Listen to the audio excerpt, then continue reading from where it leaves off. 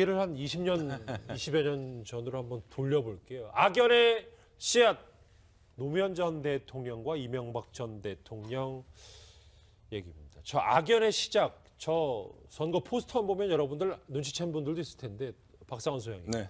1996년 종로에서부터였어요. 네, 15대 총선이었습니다. 그 당시에 신한국당 후보로 이제 MB가 나왔고, 그 다음에 이제 민주당 후보로 이제 노무현 전 대통령이 나왔는데, 저걸 악연으로 볼 수 있을까? 선거에 경쟁을 했죠. 경쟁을 했는데, 저 당시에 이종찬 그 전 국정원장이 국민의 후보로 나오는 바람에 이제 여권이 분열되면서 이제 MB가 당선이 됐는데, 저 시점에 악연의 시작이다 이제 보기는 좀 힘들 것 같고.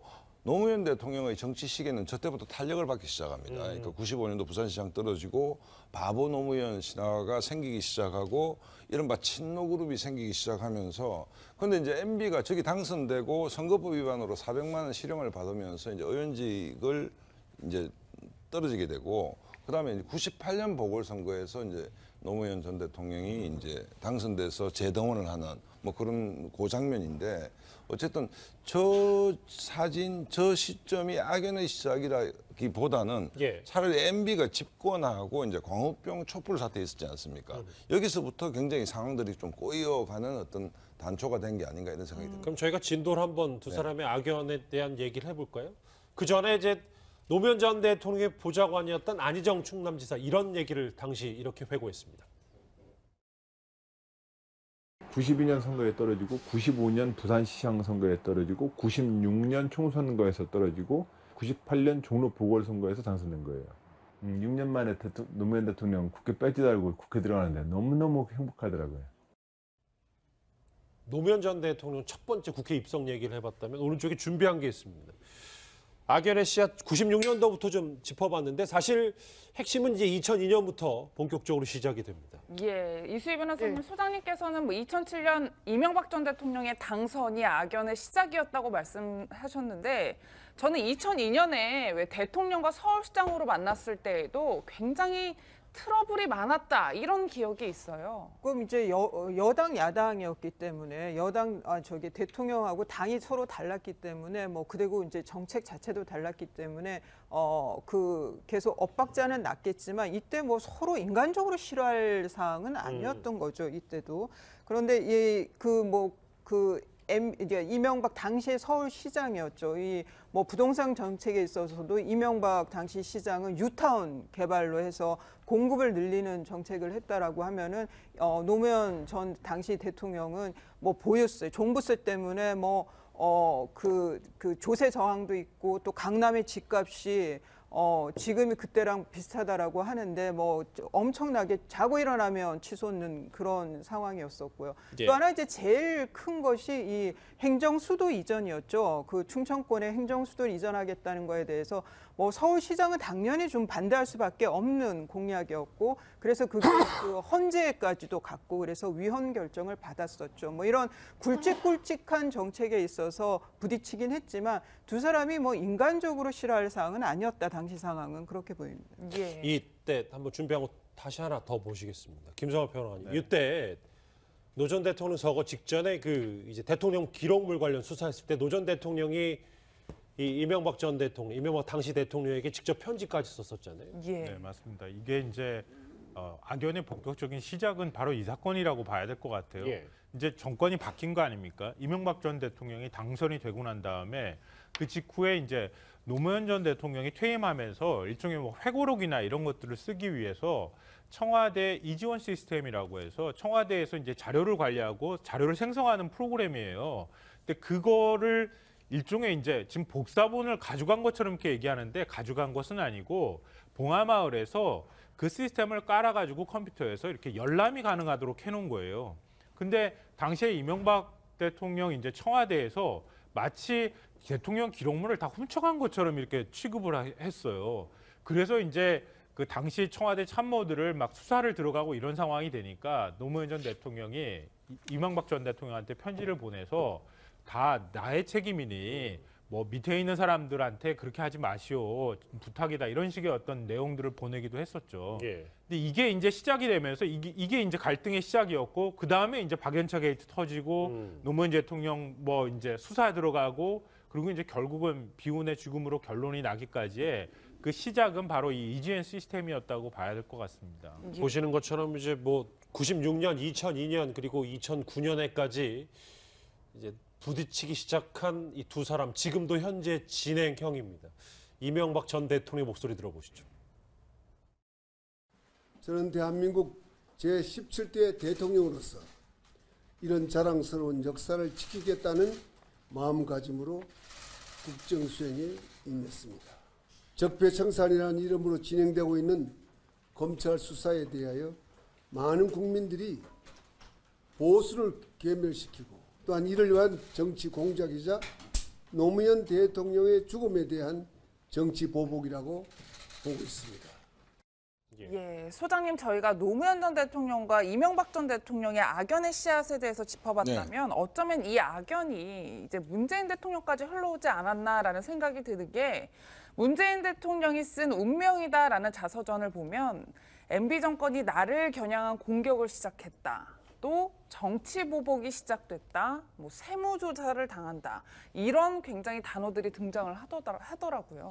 그 당시에 이제 그러니까 노무현 대통령이 뭐 우리 역대 대통령 가운데 뭐 처음이자 마지막이었으면 좋겠는데 스스로가 이제 생을 정리하는 정말 그 비극적인 얘기 아닙니까? 그리고 이제 그 과정, 예를 들어서 이제 봉화마을에서 검찰청으로 오는 과정, 그 다음에 문재인 대통령이 분노했던 또 그건 분노할 수밖에 없지만 전직 대통령을 팩트와 전혀 관계없는 명품 시계로 망신을 주는 이런 일련의 과정에서 느껴질 모욕감은 충분히 이해가 됩니다.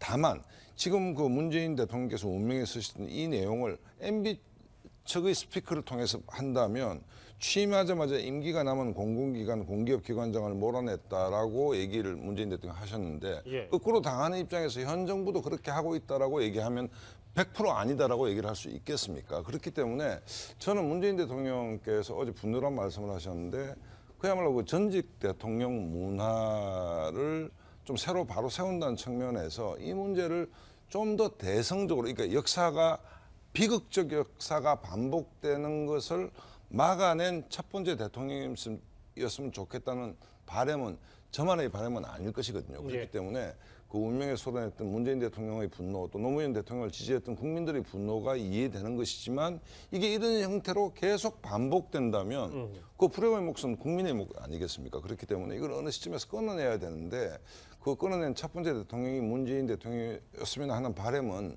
뭐 많은 국민들이 갖고 있을 겁니다. 과거에 그리고 최근까지 이렇게 문재인 대통령과 이명박 전 대통령이 마주했던 모습 함께 보셨습니다. 문재인 대통령이 대선 후보 시절에 이명박 정부에 대해서 이렇게 말했습니다. 같이 들어보시죠. 이명박 정부 사절함들이 방산비리, 자원 외교 비리도 다시 조사해서 국정축제 자산 있으면 환수하겠습니다. 검찰, 국정은 확실하게 개혁하겠습니다. 다시는 국민을 함부로 감시하고 사찰하지 못하도록 하겠습니다. 최근 이 전현직 대통령 간의 충돌 얘기가 나오니까 김성환 평론가님. 노무현 전 대통령 유서를 문재인 대통령이 지갑에 넣어놓고 다닌답니다. 지금 뭐 문재인 대통령의 가장 최측근이라고 불리는 분이죠. 양정철 전 홍보기획 비서관이 오늘 이제 언론하고 인터뷰하면서 한 말인데요. 그러니까 노무현 전 대통령이 이제 숨지고 그리고 이제 부산대병원으로 시신을 안치하고 난 다음에 당시에 이제 그 청와대에 있었던 그 함께 이제 근무를 했던 그런 측근들이 당시 이제 봉화마을로 갔던 모양이에요. 집에 가서 혹시 무슨 일이 있는지 또 혹시 기록을 남긴 것은 없는지 이렇게 찾다가 컴퓨터 화면에서 이제 유서를 발견하게 됩니다. 그렇죠. 그 유서를 이제 출력을 해서 노무현 전 대통령하고 가장 가깝게 지냈고 비서실장까지 지낸 분이 문재인 대통령이니까 문재인 대통령한테 갖다 줬다는 거죠. 근데 그 유서가 문재인 대통령 마음에는 아마 굉장히 큰 짐처럼 남아있을 거고 또 가장 그 오래된 동지이자 또 친구가 남긴 말이기 때문에 그걸 지갑에 꾸깃꾸깃하게 그 접어가지고 아주 뭐 계속 오랫동안 갖고 있었으니까 얼마나 낡았겠어요. 그걸 지갑에 계속 넣어가지고 다니면서 일종의 마음을 다잡는데 많이 그거를 그 유서를 보면서 다잡았던 모양입니다. 근데 그때 이제 양정철 전 비서관이 문재인 대통령한테 그거 어떻게 했으면 좋겠느냐 이렇게 얘기를 하니까 문재인 대통령이 복수라는 말을 언급을 했다는 거죠.